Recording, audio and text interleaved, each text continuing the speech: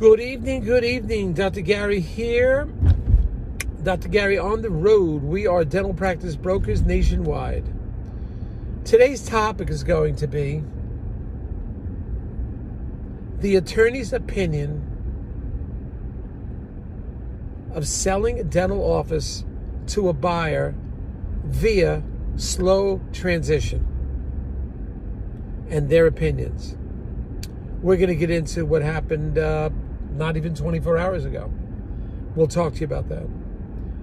So anyway, we're now doing this dental practice brokerage for 12 years. I was a dentist for 25. And we have 10 employees and we're growing.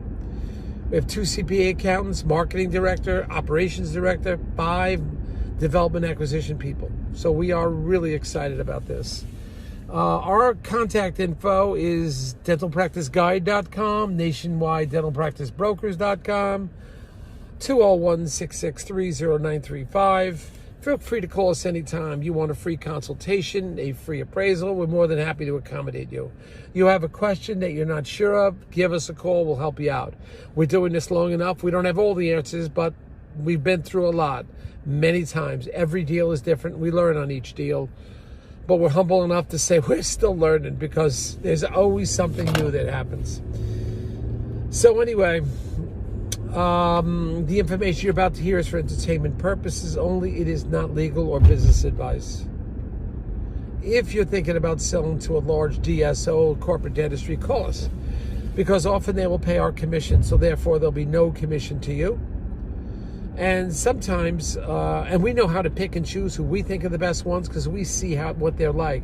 Negotiating, moving forward, putting deals together, going to contract, see what they put on the letter of intent, and then see what the contract says, make sure they're similar. Setting our buyers up with the best banks, the best attorneys. That's kind of our MO. I've just been doing it for a long time. Now, if you're thinking about selling to a DSO, call us. Because we know who the best ones in the country are, and we deal with them on a daily basis. We're in the trenches. We know how fast they move. We know their attorneys. We know what their post requirements are, how happy the doctors are that are attending, that they bought and still stay with them. So there's a lot going on there, and we could share that with you. So we could even sometimes, under certain circumstances, get the legal fees paid. Reimbursed at closing. So give us a call. We'll give you a rundown on that. So what's going on now? I spoke to one of the attorneys yesterday, and we were talking about the doctors that want to do the slow transition, that slowly move the buyer in and they slowly phase out. It sounds great, doesn't it? Attorney doesn't like it. This is a dental attorney, been doing this for 15 years. He said, here's the problems. You want him to buy in the beginning. Maybe he buys a little half of it or a third of it or a quarter of it. He's now a partner. What do we know about dental partners? They fight, they break up, they don't get along. Dental partnerships, historically, don't last long. There are some that will last very well, but there's a lot of issues that come into effect. So the attorney was talking about that. Then you have the associate there. What happens if the associate that just bought in gets divorced? His wife now says, I want his third of the practice and I'm going to sell it to somebody else. Well, who says you really have a big choice in who to choose? Right?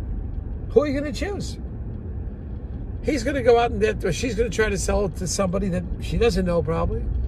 And now you have a third partner because the buyer had stock. You got a third partner that you may or may not like. Secondly, the buyer comes in. This is coming from the attorney. So I mentioned some of this the other day, but now it's coming from the attorney. He says, what happens if he pisses off the staff? Or he starts dating one of the staff and it doesn't work out. She quits. She doesn't want to look at his face anymore, or her face anymore. And she quits. Now what do? You're out a dentist, because maybe he'll quit too. Or one of them is going to quit. You're down an employee one way or the other. It is just so loaded with problems. Now what does the dental attorney says? What about the value of the practice? You could value it right now and say this is what we think it's worth, but he's going to be working in there building up the patients. What if he wants to bring patients in? What if he has 100 patients that he wants to bring in? Now he's increasing the size of the practice. He's going to start yelling, hey, this practice is worth more because I'm here and I built it up. And we say, no, we value the practice. We're coming in for the appraisal. No, we valued the practice on day one before you started. So now he's arguing. And then you have him in a contract. Let's say you don't get along with the new. Don't forget, you have two partners that have been getting along for 50 years or for 30 years. Now you have a new partner that you may not get along with. So how do you respond to all this? And now you're not getting along with the partner. And it's a problem. So he wants his money out. Now it's another problem. You have him in a contract that he supposedly can't leave, or if he leaves, he pays a cancellation fee, if you want to call it. Now he says, I'm not paying you. I'm going to sue you for failure to perform on the contract. It's like, oh no, what do we have now? So now you deal with lawsuits? You want to get into a lawsuit? I hope not. But that's what can happen. Then the staff gets turned off. It could work out great. Don't get me wrong. I'm not trying to be Mr. Gloom Doom. I'm just trying to say, what did the attorney say to me? And this is what he said. What happens if the new buyer wants to buy all this new equipment? Is it the office equipment? Is it his equipment? Why is it the new buyers immediately need all this new equipment and nobody can work on what you have? I've had enough associates over the years. I know that. But those are problems that could happen. And then how are you going to phase him out? I mean, because at one point he's going to buy the practice. You're going to have to stop working. If it's the two of you, which one's going to slow down if he only wants one to stay? So the problems keep mounting again and again. And then why wait? Why wait another year? I mean, just get an employment contract together. Tell the buyer, I have to work here for a year, so I'll sell it to you now, but I need one day a week or 2 days a week, please. Just give me that. Maybe I could treat the old patients. You treat some of the new patients. I just want to work a year. But before my health fades, and I have another friend that just got sick, I would like to, cash out now, the seller's saying, and then stay on for a year. And you have two partners, you decide who can stay. Usually both of them can't stay because the buyer has to produce about 70% of the work for the place to be productive, about 70%. So, a lot of moving parts in these deals, a lot of moving parts. But as per the attorney says, sell the practice outright to the new fellow or gal. You, the doctor, become the associate doctor and work there for a year, and you get your year to work out. You don't have the pressure anymore of running an office.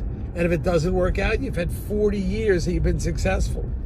Just put it behind you. And we'll have to wait for somebody else, but you don't want to put the staff through that. You're selling, you're not selling. We like the doctor, we don't like the doctor. It's a problem for the staff. So staff is invaluable now.